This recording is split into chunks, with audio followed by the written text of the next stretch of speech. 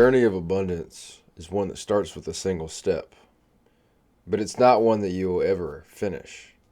At least for what I've figured out in this life in this short amount of time that I've been on this earth and throughout my journey of finding abundance, finding enlightenment, or searching for it, I guess I should say. The thought came to mind this morning.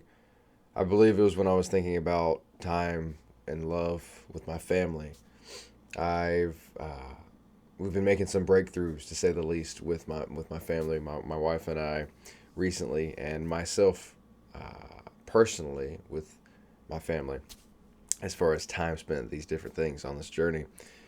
And I found myself right after my workout thinking about how much love I feel for them and how amazing it is to have that.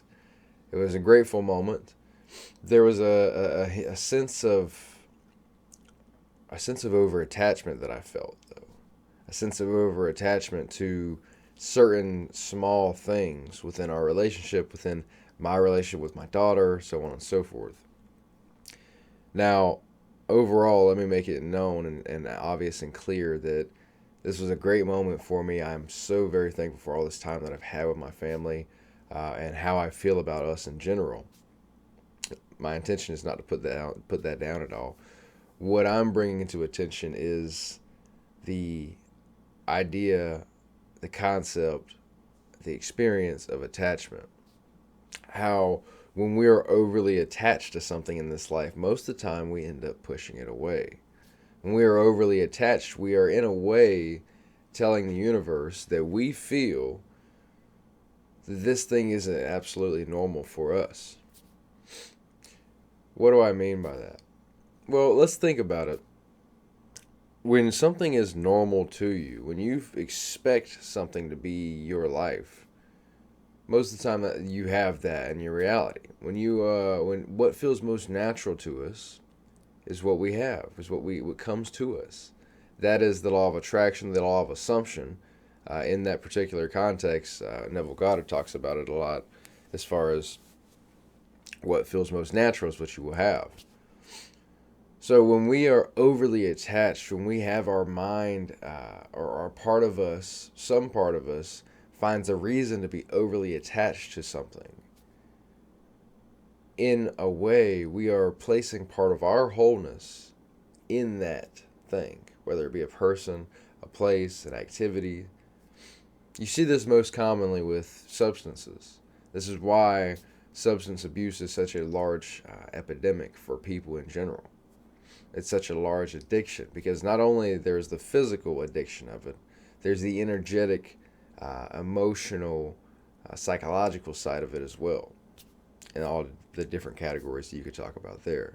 Meaning, the major alcoholic who spent most of their life drinking, not only there's a physical addiction within themselves, something biological, something chemical that reacts when they don't have it or do have it, there's also the soul's tied to it. Their psychological understanding of themselves with alcohol or without alcohol. Their emotional regulation that comes from alcohol. Most of the time, the emotional regulation is it's a extreme falsitude of emotional regulation. It's really just an emotional avoidance. But in a way, that's regulating your emotions, right? Because you're not going and crashing out because of your emotions. You're just numbing them, right? We've all been there. Again, I'm not speaking from any sort of non-experiential state. In fact, alcohol for a while was something that I ran to because I wanted to avoid certain things about my reality. I'm the kind of person where I go really hard in the things that I do. So if I drink a lot. And most of the time what happens as well is that if I'm avoiding some sort of negativity, some sort of emotions, I drink to the point where those emotions come back out when I'm drinking. And that's just a terrible time. You might know something similar. Uh, Back to my point, that over attachment to something is what is pushing away the very thing that we want. Meaning, again, for the same instance in alcohol, it's like, okay, I feel terrible. I have all these negative things going on in my life. I need to drink so I can feel okay. But in doing that, you're giving part of your wholeness, part of your internal self to something on the external for an outcome, meaning you're telling yourself that you can't have it yourself. You can't give it to yourself. And if you've never heard of this concept before, that might sound normal, like, but no, let me tell you something. Every emotion you want to feel is already inside. You just have to figure out how to make yourself express it. You have to this is the process of developing mindfulness. It is having, again, that space by which you choose how to react. Now, do I think that mindfulness is an absolute cure-all? You'll never feel any sort of negative emotion? No. Negative emotions are essential. They are important to have. It's how we deal with those negative emotions. It's how we react to the rest of our life when we feel those negative emotions that makes the difference on where we end up. Mindfulness is simply that space by which you get to choose how you're going to react, how you're going to let those negative emotions play into everything else in your life. Right? Back on the subject of over-attachment, we don't have the ability to be detached from an outcome because our emotions are unregulated. We don't have a mindful awareness or enough mindful awareness to be able to choose how to react. We become overly attached. Something feels really good, so we want to stay within that. And by the very act of over attaching, saying, I have to have this, have to have this, have to have this, we start to push it away at some point. Now, on the other side of it, there's a very big importance of having a desire and having a crazy burning desire for something and being willing to sacrifice certain things for it. But in that, you must have that mindful awareness where you say, I'm going to go my hardest for this, and I'm going to let the universe work for me to bring it to me. And so if it takes however long it takes, it's fine. If I never get there, but I find what I was looking for in the process, that's fine too. But I'm going to have this desire, and I'm going to be committed to it. I'm going to stay after it for as long as it takes. I'm going to do whatever it takes. But I'm also detached from the end. I'm living in that circumstance where I already have it. These are two different sides, right? I'm going to have it, I already have it, compared to I have to have it.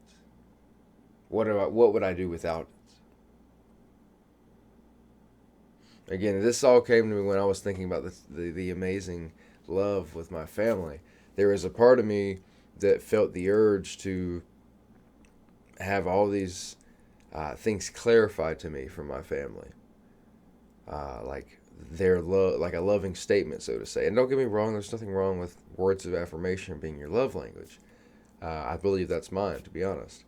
But for a second, there was a sense that I needed to have that. I had to have it. There was a part of me that was drained into the idea that I have to have this clarification for my family. Now, if my family naturally clarifies this to me, it would be great anyway. But me having the over-attachment to that idea is what would be a drain, is what would actually end up hurting myself and my family more than anything.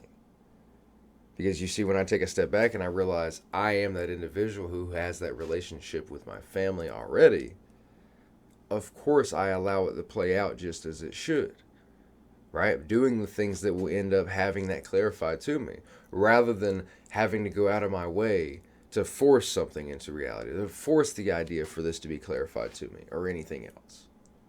Again, this concept can be applied to anything. We're always trying to force rather than just having power over life as we already do. Allowing God and the universe to work through us and with us on the things that we want to achieve in this life.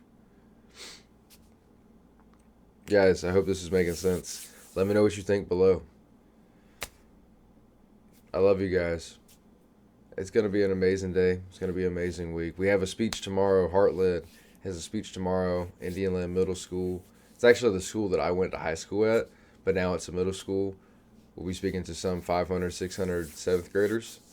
It's going to be an amazing time. It's going to be a great time. So go out and spread some love today. Go out and don't be overly attached. Do the things you have to do for the life that you want to have, for the people that you want to serve. Be the difference you want to see, guys. Have an amazing day.